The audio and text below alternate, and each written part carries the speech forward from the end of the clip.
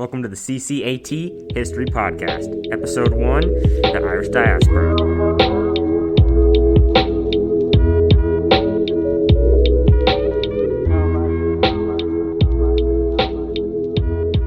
In the year 1845, Ireland was facing major trouble.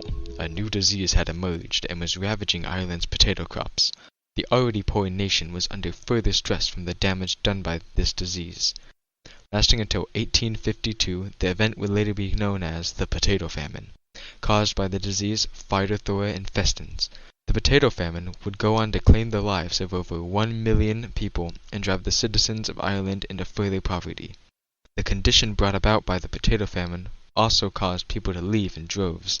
From 1845 to 1855, around 1.5 million people fled Ireland to go to places such as America, Australia, and Britain, and a total of over 4.5 million immigrated until 1930. The first waves of immigrants traveled in cramped ships over to the foreign countries, some people spending all the money they had for a chance at a better life away from disease and poverty. Some were able to accomplish that, but others were met with a similar life as to the one they were tried so hard to escape from.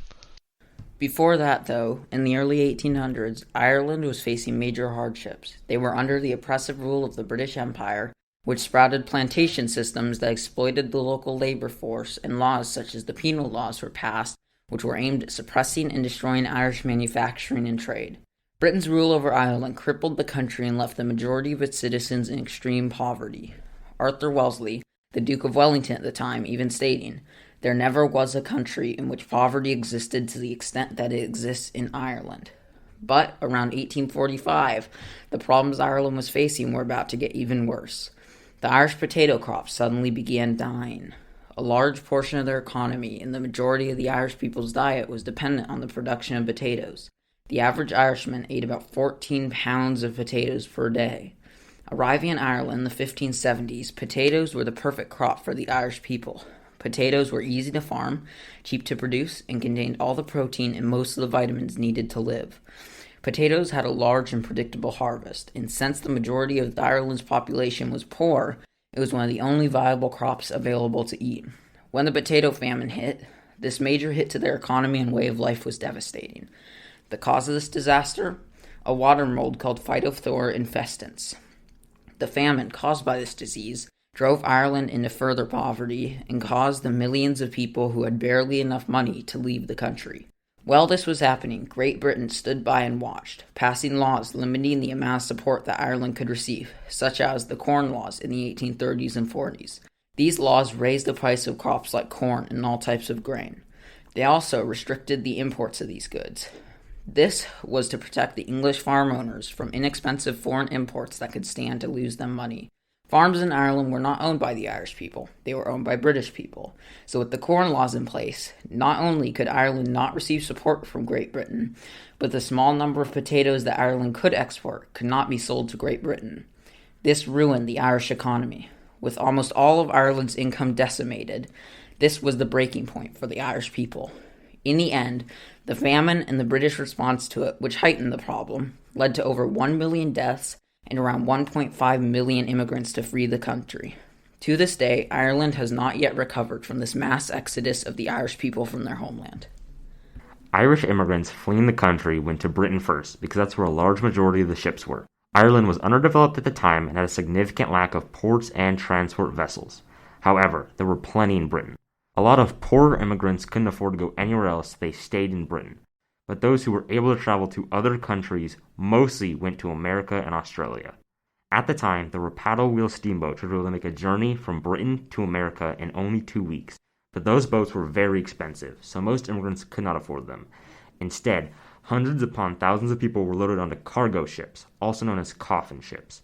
The conditions on these ships were very poor and had people bunched up in small, spreading disease through the whole journey. The trip to Australia in these conditions could take up to 4 months. The journey to America in these conditions could take up to 6 weeks. The foods on these journeys would be soups, breads, boiled potatoes, and other established non-perishable foods, but there was always a chance of running out. Mortality rates on the coffin ships ranged anywhere from 20% to 50%, killing so many people who had sacrificed so much for a chance at a better life. Although Irish immigrants traveled to many other countries, the Irish experience in America is the most relevant, and it's where the Irish immigrant influence can be seen and felt the strongest, so that's what I will be discussing. Most of the Irish were coming from a rural lifestyle with no experience in the industrial society and urbanization in America. They were desperate to be able to be a part of the American prosperity they had heard of and come to the States for. They took any job that popped up and were usually paid a very small amount for their labor. They had little experience and skill and were viewed as easily replaceable, placed in dirty and dangerous jobs, such as digging trenches for sewer pipes, cleaning houses, and laying rail lines. The Irish worked for lower prices, and thus employers hired them over other workers who demanded more money.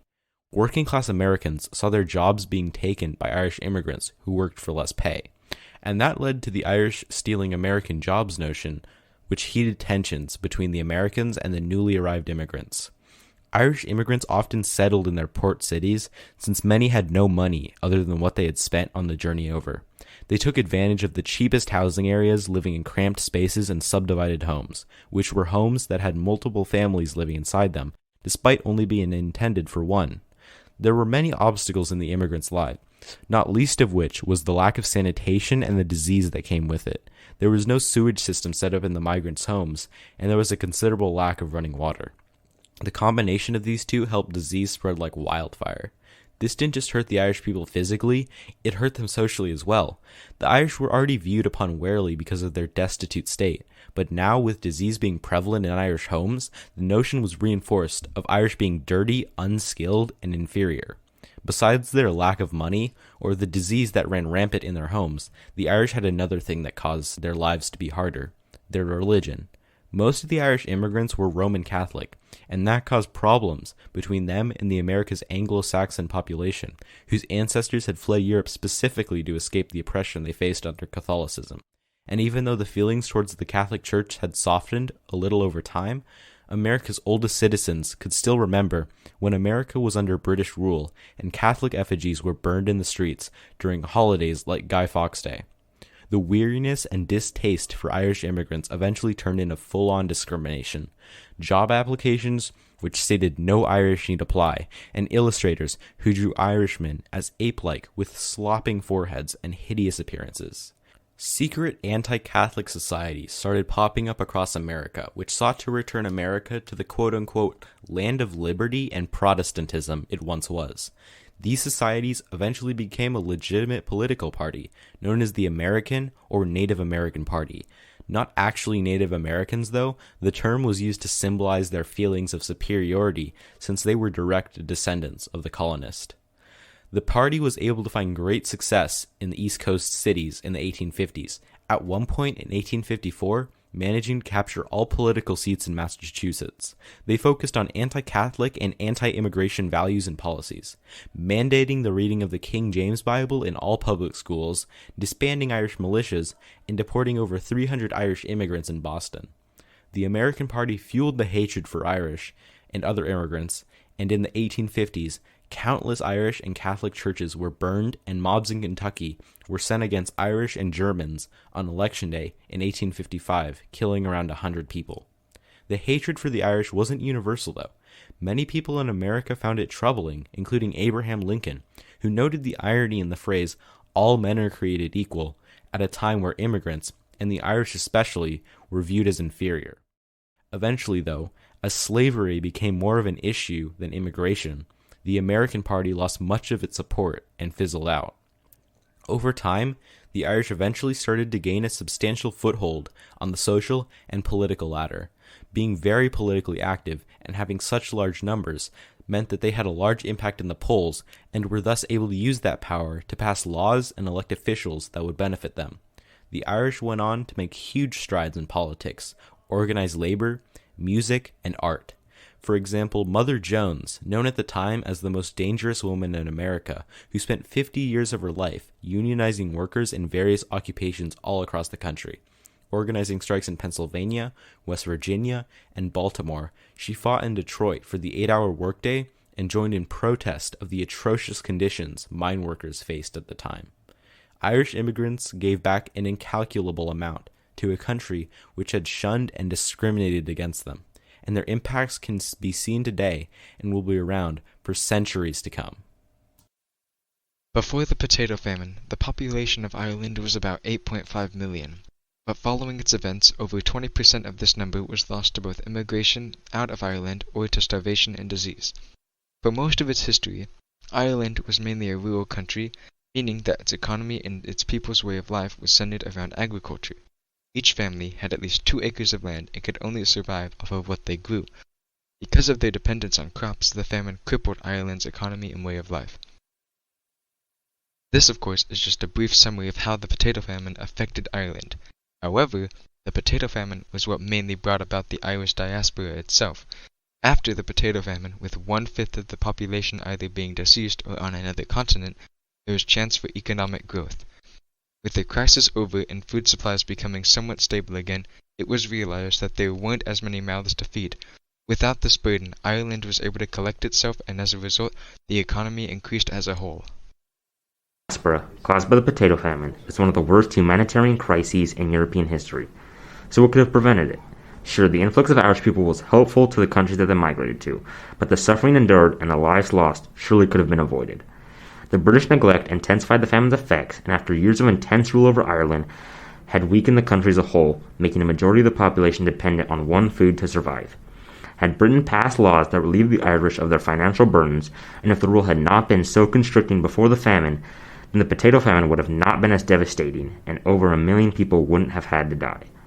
There may have been no way to stop the disease from coming to Ireland, but there was most definitely a way for the effects to be minimized.